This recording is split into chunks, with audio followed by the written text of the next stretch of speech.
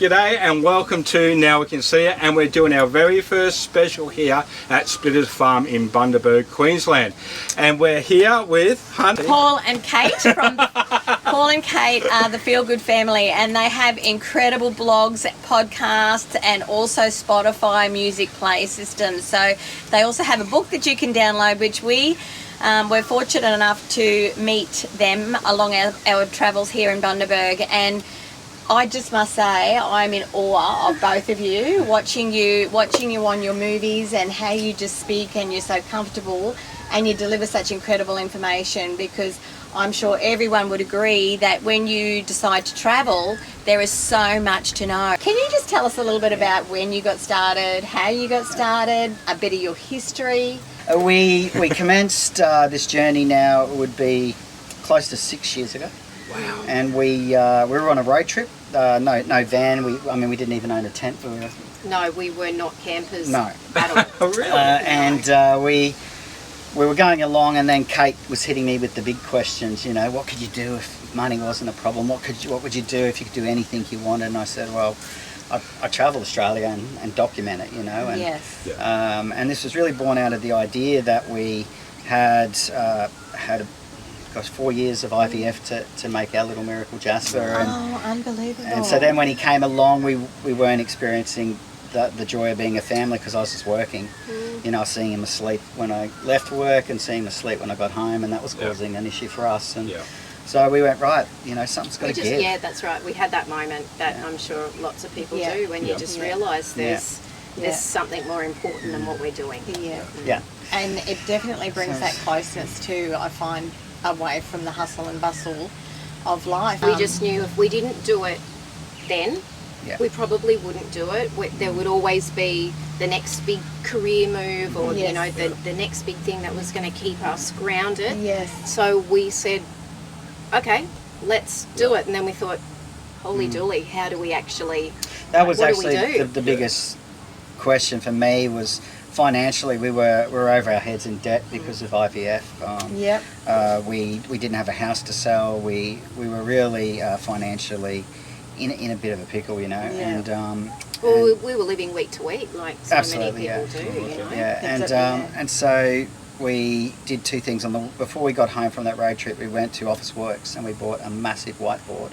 Okay. And we stuck it in front of our TV. Another thing in common. We got that. Yeah, good. This is worthwhile. And we turned the news off, you know, and we were like, no more news. So true. Let's just focus on reverse engineering our leave date, which we set for 2 years, which was Father's Day in 2019.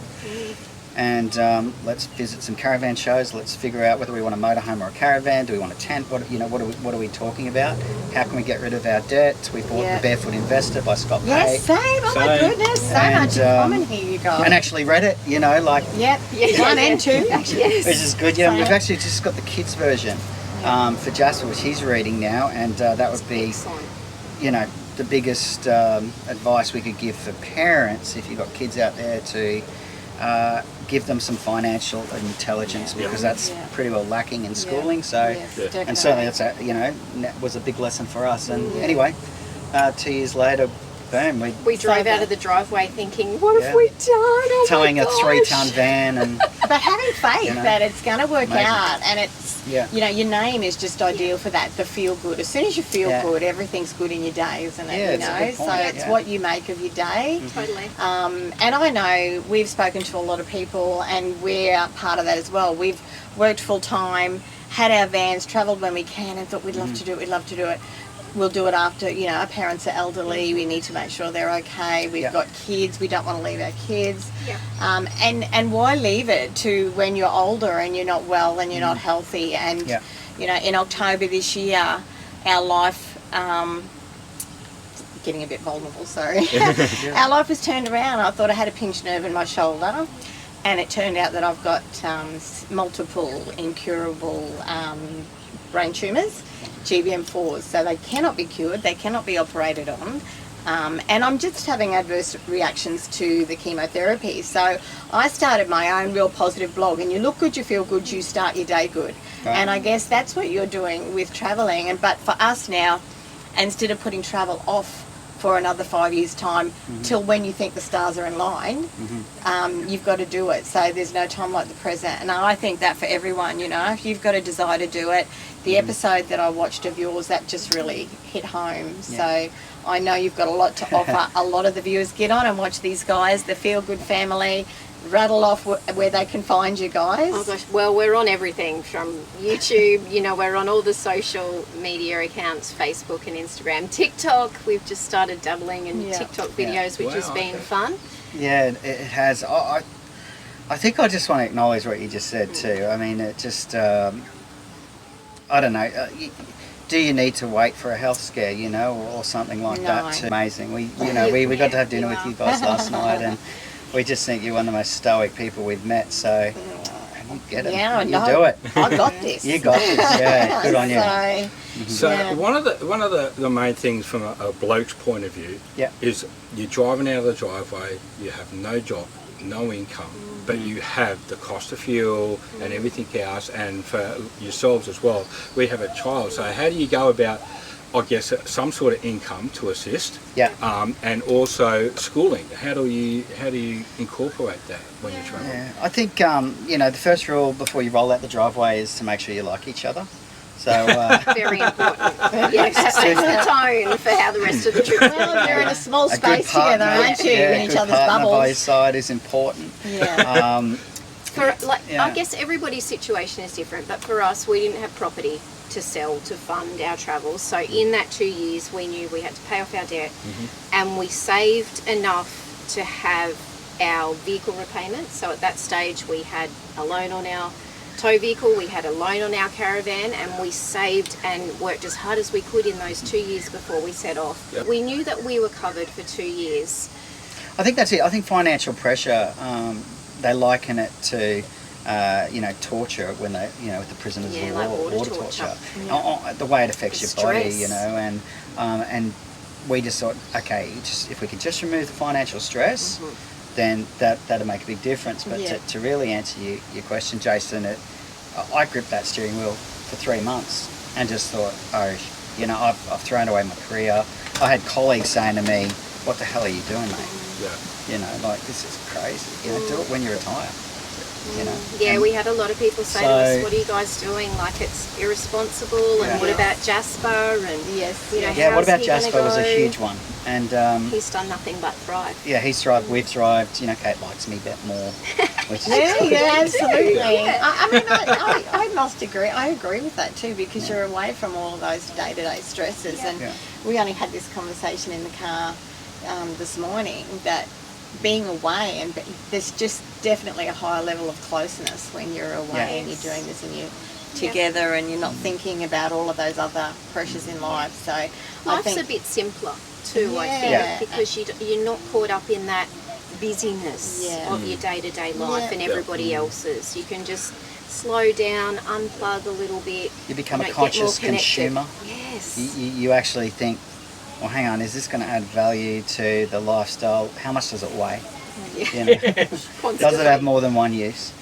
Absolutely. Is this product actually going to last? The stuff becomes less important. So you really think about those purchases, and you even as we're still going now 3.5 years down the track on actual travelling, we're still reducing our belongings, you know, because we just realise it's just stuff, like you know, and being out here, you know, like Splitters. I mean, this is truly just what it's about, isn't it? You know, connecting with real people, actually getting your kids, you know, out in the dirt, out in nature, breathing the fresh air, you know, off the screen, more green, you know, all of that. Amazing. Absolutely. I mean, we had to get Grace, come on Grace, you've got to come in now, which used to be the case back when we were younger, and now you've got that transition of technology and everything else, and you know, most families have got mum and dad are working and the kids are sort of left to their own, so to speak, and the business of life just sort of gets absorbed as such. That's so true. On the education point, Jasper was 2. He turned 3 about a month after we hit the road, so he's had lots of birthdays on the road, but he is homeschooled now. We've done a full year of homeschool, and he's starting grade 1, or has started grade 1 this year, and I think these days too, particularly post-COVID, it's so much more accessible, and maybe people are more open-minded to the homeschooling thing, because so many parents and families were forced to do it in COVID. So there's lots of different systems and lots of different programs, and it can be a bit of a minefield when you're first looking at it. And it's not one shoe fits all. No. And that's, unfortunately, in general education, through those school, and we're not knocking education, we encourage everyone, the more you can educate yourself in whatever you're doing, the better. But I think it's a one size shoe fits all in general schooling. And so what this has allowed us to do is to go, hang on, you're a creative little being, you've got these parts here that you're really shining in. Let's focus on that. Let's amplify that, turn that one up a bit, give him more time in that. And you notice that when they're travelling and they're asking questions, sometimes it stands out for us like, oh my goodness, she's just asked us questions about things we take for granted, she'd never seen fireworks before this trip, and going to all the museums that she's going to and learning about the animals, and that is where her interest really is. So you are exactly right, you're really amplifying what their likes are. And that's right, they're in situ. So they're learning while they're experiencing it. They're not learning from a textbook, in a classroom.